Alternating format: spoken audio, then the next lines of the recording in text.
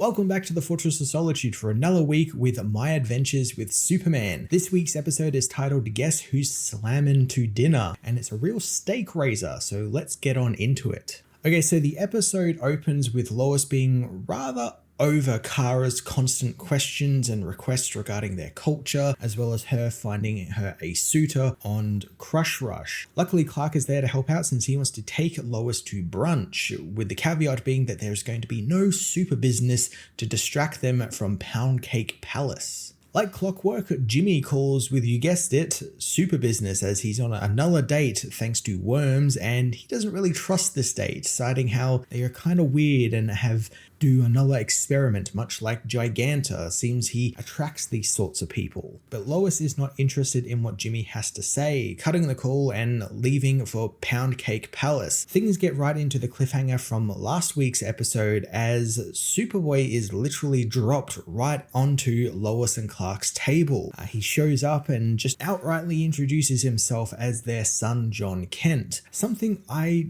didn't particularly expect, being that they really coded him as like the Trunks of the series. And I remember when Trunks was introduced, he was an unknown character. They set the stakes with him when he killed Cyborg Frieza. So he's already really like a really strong character. And I thought they would be doing something similar with Jon here, where he would come in and swoop in and help Superman defeat a really powerful enemy, like maybe Parasite comes back in some form or something like that. And he ends up helping out and not just dropping him right literally onto a pile of cakes that he then proceeds to eat. It's very strange to sort of lower the stakes for him a little bit there and just kind of drop him into the story. I do like that it just kind of just lets it run and it just becomes like chaos, because not only does Jon show up, but then Jimmy and Kara show up as well, and they figure out that who this kid is, and it's just like a compounding thing of all this chaos. And it kind of also breaks Lois a little bit, because she's now being told that this guy is her son from the future, where she's married to Clark and they have kids and all of this sort of stuff, and it's just all too much for her. And I do like that the episode focuses on her quite a bit and like what she's going through about like wanting kids and a relationship with Clark in the future, something they've been doing since the season started, since before the season, since in season 2. And it's something I've really enjoyed getting to see evolve over the last couple of episodes as well. It also means that because all of these characters are together, the plot is actually all of them together. It's not breaking them up or splintering them up into smaller groups like the last couple of episodes were doing, something which in the last episode was a bit of its detriment, because it felt like everything was spread a bit too thin. I like that we've kind of consolidated it all together, and it's just one big story for probably the next couple of episodes. Jon, also being Superboy, is getting played around with a little bit as well. Like, is he actually Superboy? Is he actually their son? Because there's very clear indicators that they're drawing a lot from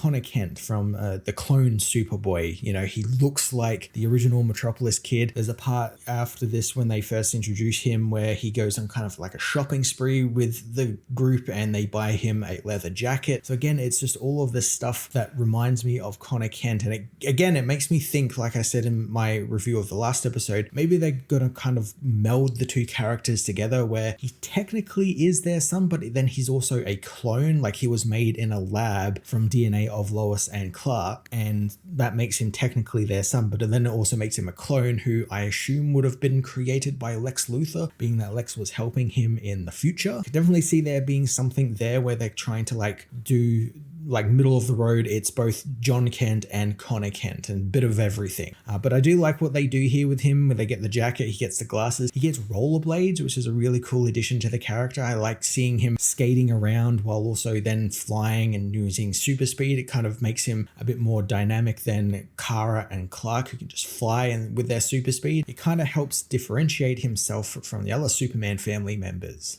While Lois, Clark, Jimmy, and Kara show Jon the city, Hank Henshaw ends up spiraling a little bit more thanks to the recent events that kind of turn the city against him. The city aren't too pleased with him and what he does with his heavy hand on crime. And then also what Lois has been saying about how Hank Henshaw is no longer a hero, and he's kind of taken that to heart and decided, yeah, I'm not going to be a hero anymore. I'm not going to follow, Lex Luthor's orders or anything like that. I'm actually going to try and get out from Lex's thumb. And that's his whole arc in in this episode where he's trying to figure out a way to get out from Lex, who has that control stick that will shock him and like turn him offline if he decides to step out of line. And we get a nice little bit here and there of him sort of figuring out like, oh, my, cyborg powers can actually do so much, like hack robots, hack computers, all that sort of stuff. I can use that to my advantage. And I quite like getting to see that and seeing him realize that, oh, I don't need these human people. I'm much more than that. And again, this is the birth of the cyborg Superman. This is a very classic Hank Henshaw stuff where he thinks he's an evolved being and needs to be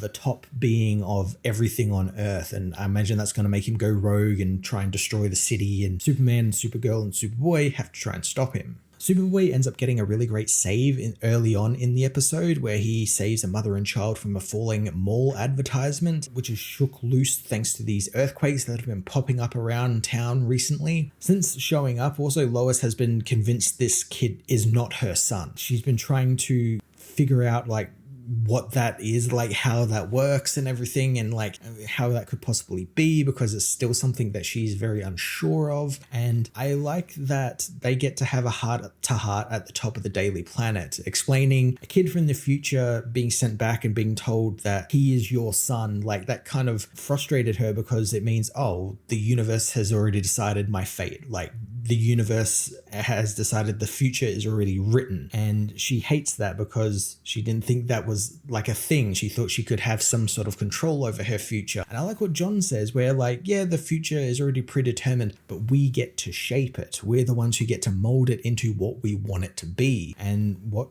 Lois wanted her future to be was Jon Kent. And I quite like that. I like that he got that little bit of wisdom in there, and it kind of convinced her a little bit that, oh yeah, maybe this is actually not so bad. It has got to mess with your head though, since you're seeing something that basically cements what your future is going to be. So you have a future already decided for you already. So it's like, oh, well then what's the point in doing everything I want to do then if it's already just predetermined? I like that the show kind of went there a little bit. It didn't go all the way like I thought it would, but I did kind of like that it brought that up and brought up the whole set future and deciding your own fate sort of stuff. That's really cool that it brought that up. And then Jon got also a really cool moment with his mother. Before getting to any questions about the future and why Jon came back from the future, a disaster strikes downtown Metropolis and Superman leaves to deal with it, and Superboy follows suit, wanting to team up with his father desperately. So much so that he asks if Kara can stay behind so he can tag along. Kara has been a little left out of this whole thing now, and she begins to feel it since, Lois was so intent on helping her and all the other people were as well. But then now Jon shown up, the new kid has shown up, and it's kind of taking the spotlight a little bit from her, and she's feeling a little bit, I wouldn't say jealous, at least not yet. It could definitely go in that direction, but she's feeling a little left out. And I do like there's little moments through the episode where she's trying to connect to Jon and trying to like befriend him, but it just like happens at the wrong moment, and it's just kind of like an awkward sort of meeting, and it's no one's fault. It's just, wrong time, wrong place. And I have to imagine there's going to be something in that plot where maybe she does feel betrayed by the family, kind of turning her back on them or something like that, or like she'll misread messages because again she's Kryptonian, she doesn't fully understand Earth culture. So there could be something there where she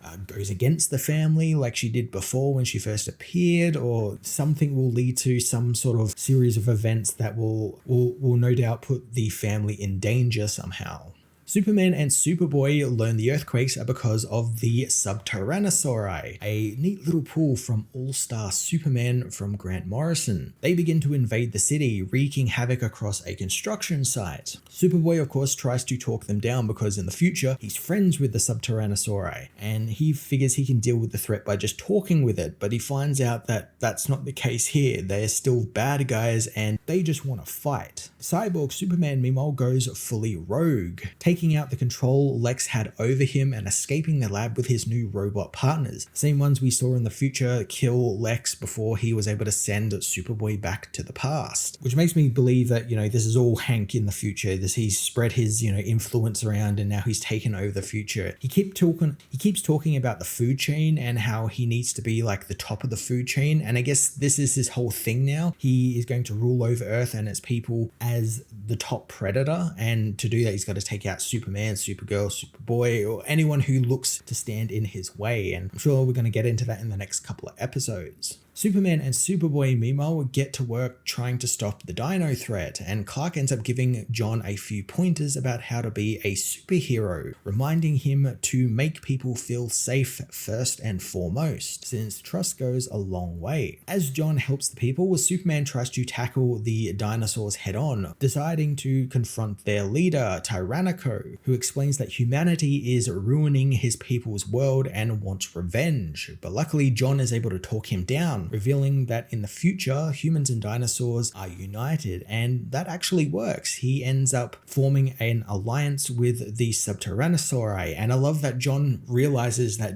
during all of this, him doing this is what sets up that peace in the future that he knows and loves and is part of. And he realizes that it was him who did that. It was him who, being a hero, talking to the villain and trying to figure out what they need and want is what made him do this. And it was his first real save. And I really like that he was really proud of that. I thought that was really nice. I also like how the episode uses this part of the plot not to only teach Jon how to be a superhero, but also how to tackle threats, and also what Superman stands for, which is a better tomorrow. Truth, justice, and a better tomorrow. Something Jon just created thanks to him bringing this alliance together. And it's just so cool seeing that come over his face, that he realizes that, oh, I am a superhero now. This is really cool. I'm like my dad. That's really awesome. I really like the show going there really early on too. Clark takes Jon and the others back to the Kent farm for some much needed R&R. And this is where Jon actually gets a chance to continue his conversation from earlier with Lois, talking about how he really likes her reporting, and Lois ends up coming around to the fact that she's going to have a son at some point in the future, and maybe things will actually end up okay. Everything seems to be going well, almost too well, so Cyborg Superman decides to put a stop to that as he begins his attack on Metropolis, calling out Superman to try and stop him. So Superman and Supergirl leave the farm to do just that, as Jon reveals more about his future to his mother, like how Lois and Clark are now dead, and how he was sent back to stop the cyborg Superman who was responsible for it all. That's some really big plot movement. That's some things that I thought we were gonna leave until right at the mid-season, and then the latter half of the season is going to just be all cyborg Superman.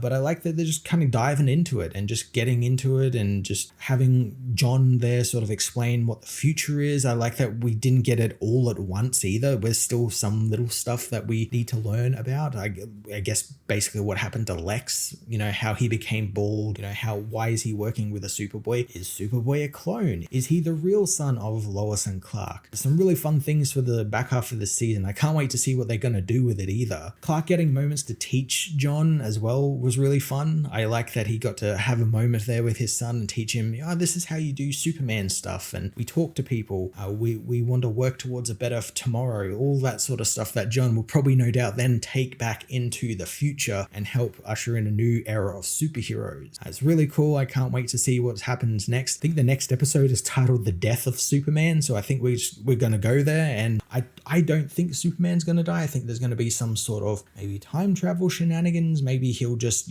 disappear. It'll be left vague maybe, but I'm intrigued to see how they're going to handle the death of Superman. They've handled the reign of the Supermen quite well so far, so I have hopes that they're going to knock it out of the park in the next couple of episodes. I'm going to give this episode a 9 out of 10.